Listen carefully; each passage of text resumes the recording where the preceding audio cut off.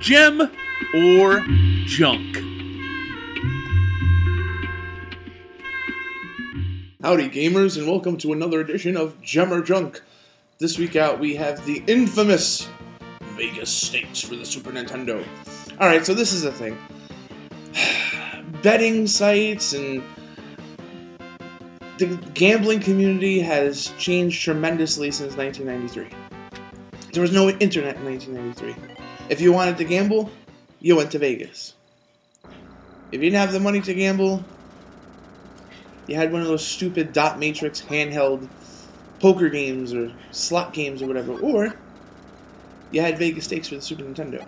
This was one of the best-selling Super Nintendo games of its era, around 92, 93, 94, just because a lot of people that didn't have the money to go to Vegas or always wanted to go to Vegas, they'd play this. So they'd have to deal with this really retarded story, and they'd have to play this game. So I remember this game vividly when I was a kid. My parents had it. They had Vegas Dream for Nintendo before that, and they had a lot of fun with it. They played slots, they played poker, they did all those things. They wouldn't allow us to touch their score because they had so much money. It was like magic to them that they could go to a casino in the privacy of their own home and blah, blah, blah, blah, blah. So, but, you know, for a kid at the time, this game wasn't really anything special. You know, when my dad was playing this, you know, he acted, you know, kind of like, what's the word I'm looking for? A douche. You know what? This is a kid-friendly podcast, or at least we try to be. So, he was acting like a tremendous dude bag, you know?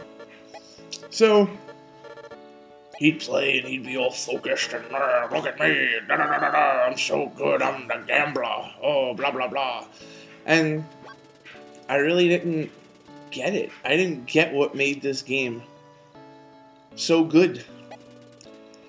You know, 23 years later, I'm looking at it, and this game had pretty damn good visuals for a 1993 Super Nintendo game.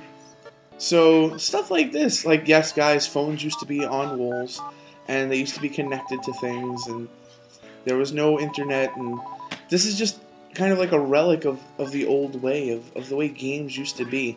And this, 23 years later, is still a damn good game.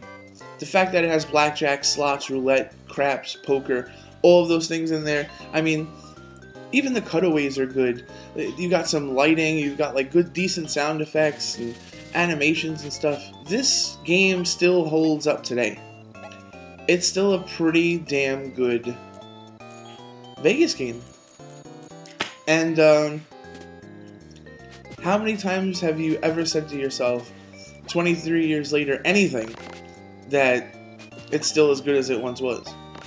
So 23 years ago I sucked in blackjack, and today I still suck in blackjack. But bottom line is, if this game was on your iPhone right now, you'd play it. You'd say it looks like crap now, but you'd still play it. So Mr. Dudebag over here isn't doing nearly as good as he should have been. I've lost money. I'm gonna mess around with a couple of other games in a bit, as soon as I find out or remember how the hell to quit the game. I don't have a clue what I'm doing right now. Do you press select? Once I get out of this, I'll play one more hand. I'm winning now, baby. Oh yeah, let's do double. Make all my money back. Oh yeah, 16. That's hard to beat. Oh, he busted. Oh yeah. So I win 40 back, and the 40 I bet, so I'm back to 1,000. Nah. Yeah, you press select. Why didn't I press select? There you go. So at any time after you're finished, you can go back out. You can play a different game. So slots is pretty crappy, but so is slots, period. Slots is relaxing. You kind of sit at your stool, you kind of pump your money in, and you play. And I used to watch my mother play this when I was a kid, and she would just be so into it. Like, oh my god, I won! Blah, blah, blah. And, like, I'm like 10 years old, 9, 10 years old, I'm like, it's not real money. But suspense of disbelief was fun. It was fun to kind of be like, you know what, I just mopped the floor and watched, you know, my soap opera. So let me go to Vegas. You know, people played games in like such a different way back then. This game was an escape for a lot of people. It was a lot of fun. And you didn't have to worry about, you know, gambling away your own real money in a video game. You know? I remember a couple of times, damn, she was ugly. I remember a couple of times my parents had people over. And, you know, they were all playing together. Like, you know, 4 people or whatever. And this is so much fun. Oh my god. And I'm in my room playing freaking Sonic the Hedgehog on a black and white TV. And I'm like, this sucks ass. Like, I want to be in the living room playing Super Castlevania 4. Like Simon Belmont with my whip and just like, wa-cha, wa-cha, mother. Well, I wasn't supposed to say that because I'm like 10 years old. But I just didn't get this game. I just didn't. And, you know, now having, you know, 23 more years on me, having been to Vegas before and having been to Atlantic City several times, I love roulette, I just have to say that for the record. Ooh, damn, I'm good, baby. That again, this isn't the same exact thing. It's not even close. I would much rather play with my own money, you know. But, again, 1993, 23 years ago. This is pretty cool. Another really cool thing about this, should I do it? Yeah, you know what, just do it. You could actually go to different casinos. They had different themes, and like once you had enough money, you could go to like the really good casino and spend a lot of money.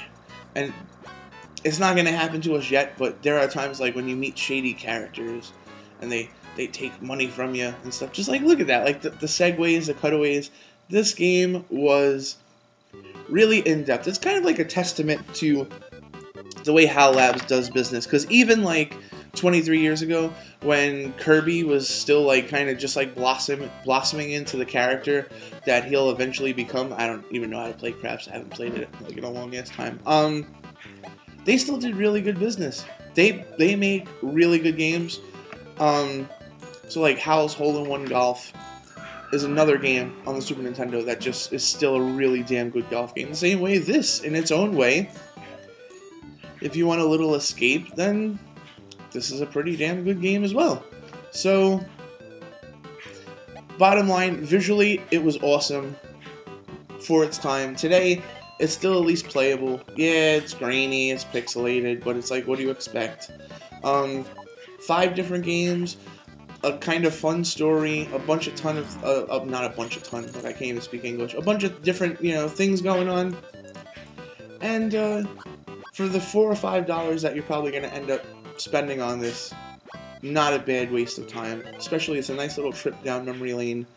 This is a gem. So let me save Mr. Douchebag, and I will see you guys next time. Don't forget to subscribe! Gem or Junk is brought to you by Brooklyn Video Games, where you can buy, sell, and trade your favorite video games and systems. For more information, head to www.facebook.com/Brooklyn Video Games or call 347-314-3267.